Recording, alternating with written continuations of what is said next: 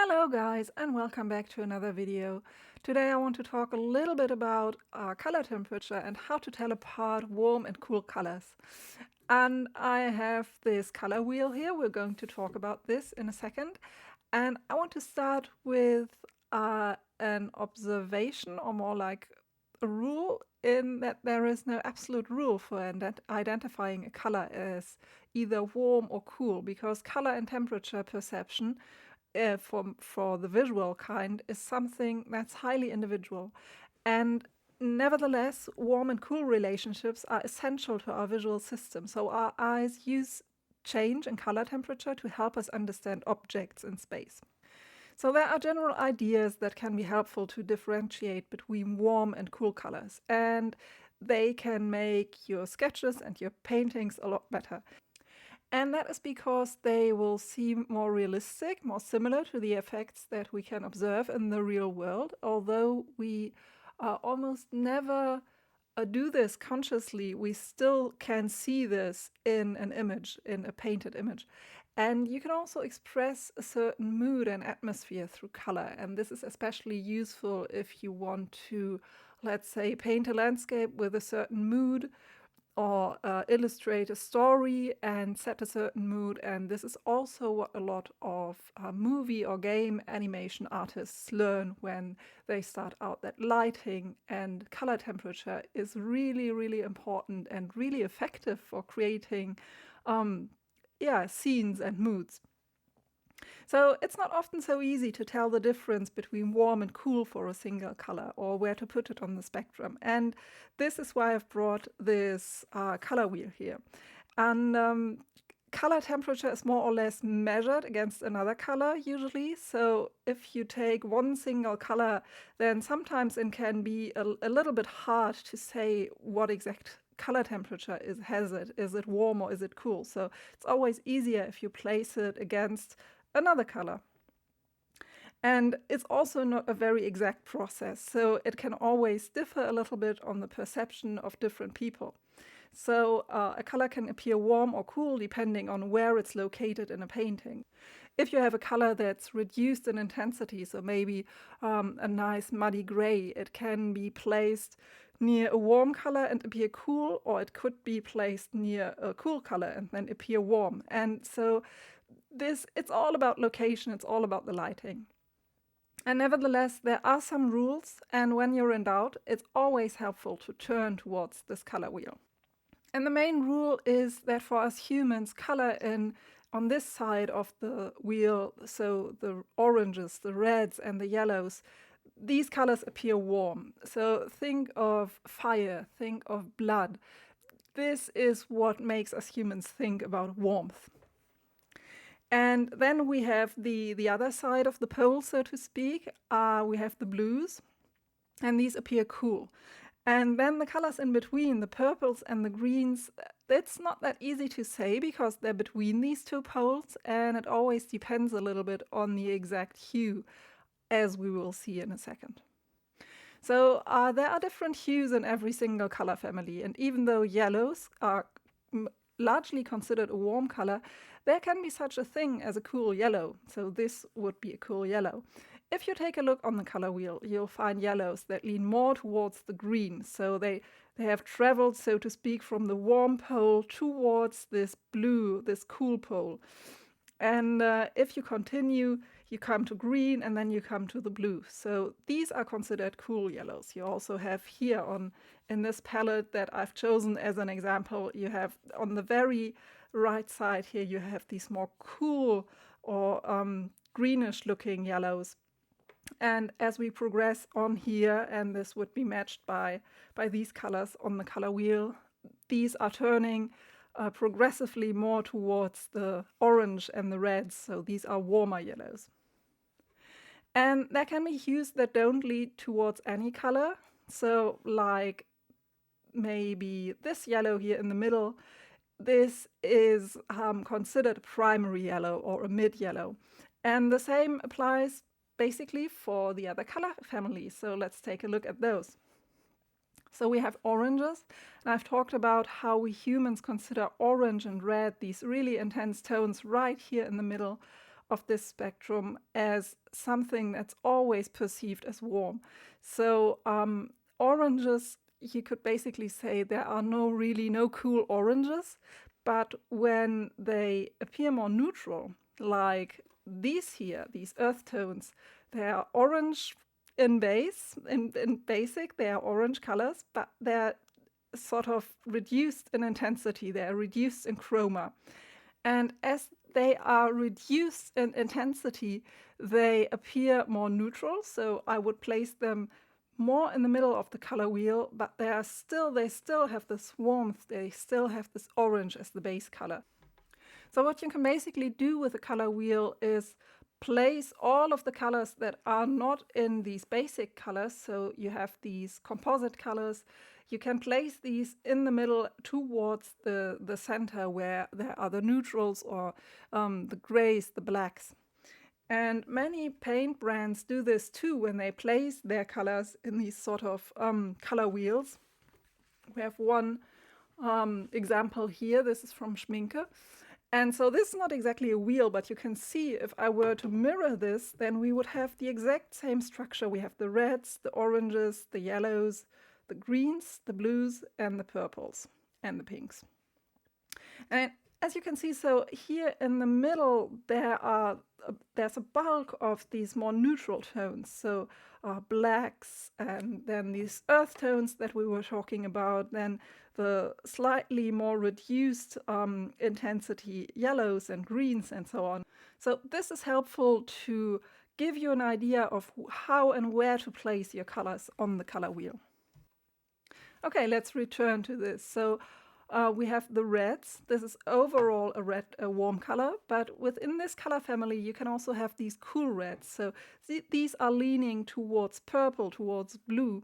And then we have the warm reds that are leaning towards orange and yellow. So traveling in this direction, so to speak, we have the warmer reds, and in this direction towards the blue, we have the cooler reds. And then we come to the purples. They are considered neither cool or warm entirely because it depends on the hue you have. So when you have a bluish purple like this one, it's cooler. It has more blues. And then if you have a reddish purple like these violets here, they turn more towards the red side and they can be perceived as warm. Then let's talk about the blues. Blues are overall considered a cool color, but there are blues that lean towards purple or towards red, like this ultramarine here. And so those are considered warm blues. And blues leaning towards green, like this one or something like this, or this phthalo blue, would be considered a cool blue. And there are mid or primary blues, like cobalt blue, which I don't have on this palette, but this would be considered, like a mid blue or a primary blue. And it's the same like with the yellow or with this magenta tone. And when we travel a little bit further on this color wheel, we come to the greens. And they are, like the purples, hard to put into an overall category. Again, we have these cool greens with more blue in them, and we have warm greens that are leaning more towards yellow, to the warm colors. And if you reduce the intensity, or the chroma as it's also called, of any color, then you will enter the territory of different gray hues, grays or neutrals or browns. And a gray can be considered warm if it contains more yellow or more orange or even a little bit of red. And it's considered cool if it has more blue or more greens. We can look at this here again. I hope you can see this without reflection. So we have these grays here in the middle, and then we have sort of these gray greens and yellow grays. And so there, and here, this, I believe this is neutral tint that's always a little bit bluish and reddish. So there are all kinds of different grays. So gray isn't most times is really not only a neutral gray, but it has a little bit of one color that it tends to. So let's look at a few colors and let's try to correctly place them on this color wheel. I have this palette here with different paints, and so I thought it would be interesting to see if we can make out where these colors would go on the color wheel. Let's talk about this violet, for example. So I would say it is a rather warm violet, so it probably goes somewhere here on the spectrum. But it's also a little bit lighter than the colors that I have here. So maybe it would be placed here or maybe a little bit outside. So it's very bright, it's very intense. So, and if you remember that in the middle of the color wheel, you will have these colors that are darker and that are duller and less intense, then maybe this violet would be moved right outside here of the color wheel. Then another interesting color would maybe be this cadmium red-orange. So it's already in the name, although sometimes these names can be deceiving, but I think it's between this red and orange. And on its own, I would say, well, this is a rather cool orange. But remember what we talked about when in the beginning, when we said that oranges are always rather warm. But if I put it next to this one, then I think that this yellow-orange is much, much warmer. So it would probably go right in between these two. So even with this warmest color in the color wheel, in the color spectrum, there can be different perceptions of how warm it is actually. Then let's talk about some of the earth tones. So you will see, and again, as we said, they have a lot of red or a lot of orange in them. So I would place all of these earth tones more or less somewhere here in mainly in the orange or red or yellow area, but with reduced intensity, reduced chroma. And if we look at this here, at this umber, which is compared to these earth tones, quite pale and quite a bit more cooler. So I would put this right towards the middle, maybe a little bit on the yellow side, but also it's almost turning towards the cool spectrum. So maybe it even has a little bit of green or maybe in the blue direction. So I would put this maybe somewhere here. And if you look at one of the other earth tones here, this imidazolone brown, I believe it's called, then we have again a brown with a lot of red, a lot of still a lot of warmth to it, but I would put this into this cool red spectrum. So reduced chroma, reduced intensity, but almost with purple undertones, red, purple. So I would put this like here. So this can be an interesting exercise to see if you can place all of the different colors in your palette into such a color wheel and give them a place. And as I said, if you're not quite sure where to put each color, then you can always use something like this. You don't even have to use this from a manufacturer that you use paints from. So this is from Schmincke, as I said. It can also be downloaded on the internet. So this is really a handy tool I find to have. And what you can also do is simple mixing experiments on your own to see how you can change a cool color into a warm color just by mixing in some warmth, maybe some oranges or some reds, and how you can modify a primary color to appear cooler or warmer. So maybe take this sort of a primary yellow and then make it cooler or make it warmer.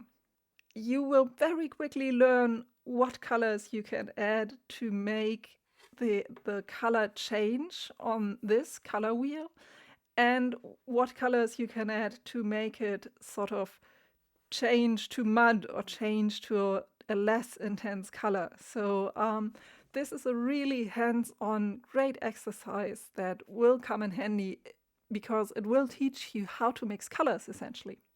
And this is also very helpful to know if you need a particular color for a certain effect in your sketch, like a cool blue-green for a faraway hill or a cool shadow in a sunlight scene that you want to be, very purplish or blue. Then, and if you know how to mix these colors, then it will be much, much easier to paint and to sketch. So I hope this was helpful. I hope it gave you at least some ideas on how to tell apart warm and cool colors a little bit better and how to make sense of this color wheel. What was really confusing for me at first was that you're supposed to have these warm colors and then you have these cool colors. And as you gradually turn to the other side, then you have maybe let's start here. You have this warm side with these warm colors. And then you go towards the cool. So you have cool reds, and suddenly you come into this area and you have warm purples. So why is it warm? We're going towards the cool, but why is it warm? But maybe you have to think about it like that. So you can't just think of it as a temperature knob that you turn and is warm and cool on one side, but rather it travels from this warm pole towards the cool and from the cool colors towards the warm.